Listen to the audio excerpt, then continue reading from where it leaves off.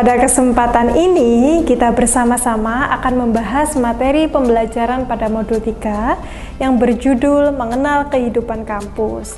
Perkenalkan, saya Nikmatul Lailia yang akan membersamaimu memasuki materi 3.2 mengenai perbedaan masa sekolah dan kuliah. Setiap individu mengalami proses belajar sepanjang hayat. Perguruan tinggi merupakan salah satu tempat individu menjalani proses pembelajaran secara formal.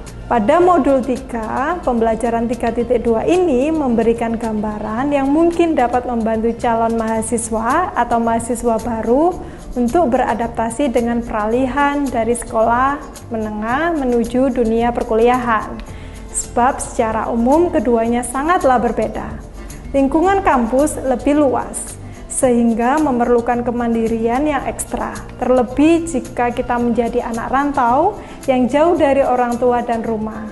Namun tidak perlu khawatir, dengan memahami lingkungan kampus akan memudahkan kita mempersiapkan menjadi mahasiswa yang akan menjalani kehidupan kampus. Sebagai transisi dari pendidikan menengah ke pendidikan tinggi, kita memasuki masa kehidupan yang dihadapkan untuk membuat keputusan yang lebih mandiri. Tidak jarang mahasiswa mengalami cultural shock begitu memasuki dunia kampus.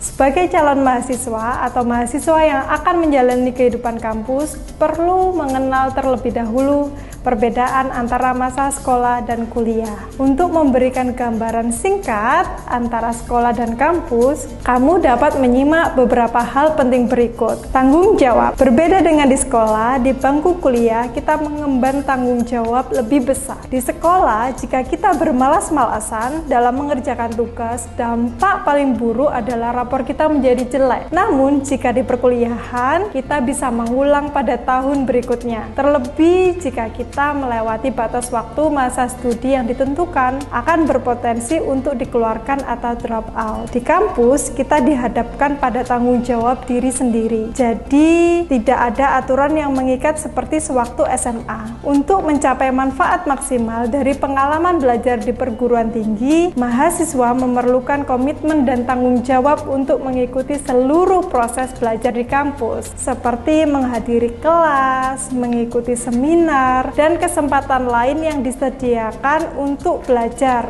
baik offline maupun online, sebagai persyaratan akademik program studi. Selain itu, tidak kalah penting yang menjadi tanggung jawab mahasiswa, antara lain menjaga sopan santun, mentaati peraturan baik di kelas maupun di luar kelas, menjalin komunikasi baik dengan teman sebaya, dosen, tenaga kependidikan, dan seluruh warga kampus. Di sekolah, orang tua banyak memiliki peran dalam memutuskan akomodasi dan keperluan sekolah lainnya.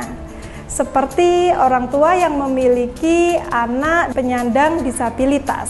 Orang tualah yang memutuskan kapan dan apakah akan mengungkapkan anak berkebutuhan khususnya pada pihak sekolah. Di kampus, mahasiswalah yang bertanggung jawab untuk memutuskan kapan dan apakah akan mengungkapkan kebutuhannya pada teman sebaya, dosen, dan tenaga pendidik. Apakah memilih menyembunyikan atau mengungkapkan?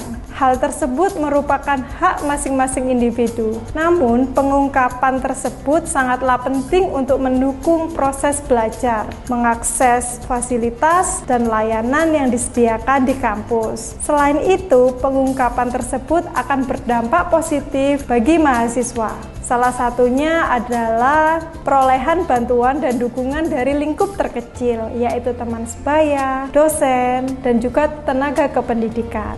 Kelas di sekolah menengah, ukuran kelas reguler menurut saran dari pemerintah maksimum yaitu 36 siswa. Sedangkan di perguruan tinggi dapat lebih banyak dari jumlah siswa di sekolah dalam satu kelasnya. Pada umumnya, kita menempati kelas yang sama dengan berbagai mata pelajaran di sekolah. Namun ketika di kampus lebih cenderung memiliki kelas yang berbeda-beda setiap mata kuliahnya. Hal ini dapat menjadi pandangan bagi teman-teman penyandang disabilitas untuk mempersiapkan mobilitas yang nantinya menjalani perkuliahan.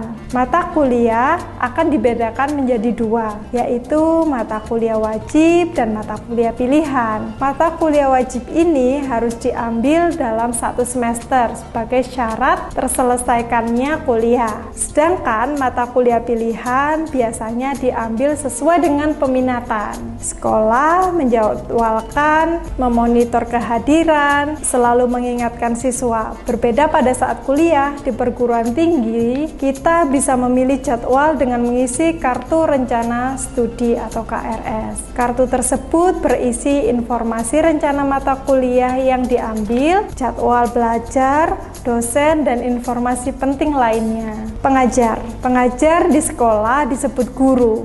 Sedangkan ketika kita berada di perkuliahan, kita menyebutnya dengan istilah dosen. Meskipun guru dan dosen memiliki tugas yang sama ketika di kelas, yaitu sebagai pengajar, namun dosen lebih cenderung menjadi fasilitator. Saat kita di sekolah, guru akan membimbing, mengarahkan, melatih, dan mengajari kita sampai benar-benar paham pada materi yang diajarkan. Berbeda dengan di perkuliahan, dosen cenderung hanya membimbing, sehingga untuk memahami materi lebih, kita harus lebih aktif bertanya, mencatat pada saat perkuliahan berlangsung, dan mencari sumber-sumber belajar di luar kelas. Tidak semua dosen berpengalaman mengajar mahasiswa penyandang disabilitas, sehingga mahasiswa perlu aktif dalam mengkomunikasikan aksesibilitas pada materi, bahan bacaan, tugas, hingga membuat janji untuk berkonsultasi dengan dosen pembimbing jika diperlukan.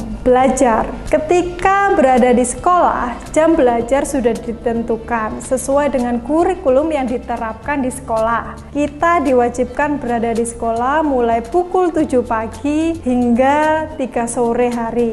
Terlebih jika sekolah memberlakukan sistem full day school. Pada saat kuliah, jam belajar lebih fleksibel tergantung mata kuliah dan kelas yang kita ambil pada semester tersebut. Kadangkala jadwal kuliah dimulai jam 7 pagi selesai jam 10 pagi. Terkadang pula kelas dimulai pukul 1 siang dan berakhir pukul 5 sore. Di sekolah, sumber belajar telah ditentukan oleh guru setiap mata pelajaran. Sedangkan pada saat kita berada di bangku kuliah, kita biasanya diberi 1 atau lebih buku acuan. Tidak cukup hanya 1 atau 2 sumber bacaan, kita dituntut untuk mencari sumber-sumber belajar yang lebih luas. Misalnya pada artikel yang merupakan hasil penelitian terkini. Selain itu, kita didorong untuk lebih kritis dan teliti memilih sumber belajar yang digunakan. Mahasiswa dengan penyandang disabilitas membutuhkan waktu belajar yang lebih fleksibel untuk mengakses dan mengkonversi sumber belajar.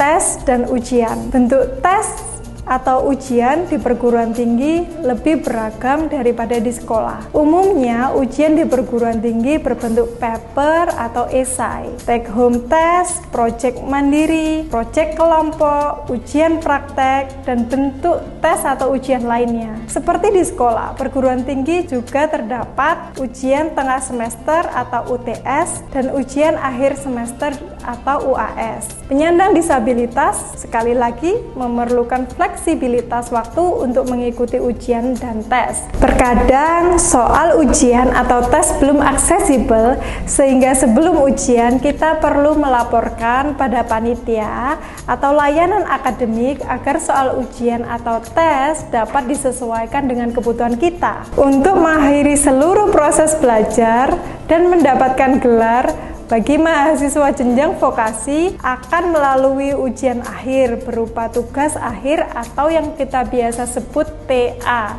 TA merupakan salah satu bentuk karya tulis ilmiah yang dibuat berdasarkan hasil penelitian, kajian terhadap permasalahan yang diperoleh dari pelaksanaan praktik kerja lapang atau PKL ataupun permasalahan real lainnya. Seperti yang kita ketahui, skripsi merupakan tugas akhir yang dibuat untuk meraih gelar sarjana. Skripsi merupakan karya tulis ilmiah berdasarkan hasil penelitian lapangan dan kepustakaan yang disusun oleh seorang mahasiswa sesuai bidang studi yang diambil. Setelah mengetahui perbedaan kehidupan kampus dan sekolah, apa saja rencana yang perlu kamu persiapkan untuk kuliah? Tulislah kira-kira apa yang menjadi kekhawatiran dan hambatanmu untuk menempuh bangku kuliah. Aku tunggu ya jawabanmu. Demikian pembelajaran 3.2 mengenai perbedaan lingkungan sekolah dan kuliah. Terima kasih atas atensinya dalam pembelajaran ini. Saya Nikmatul Lailia, sampai jumpa pada pembelajaran selanjutnya.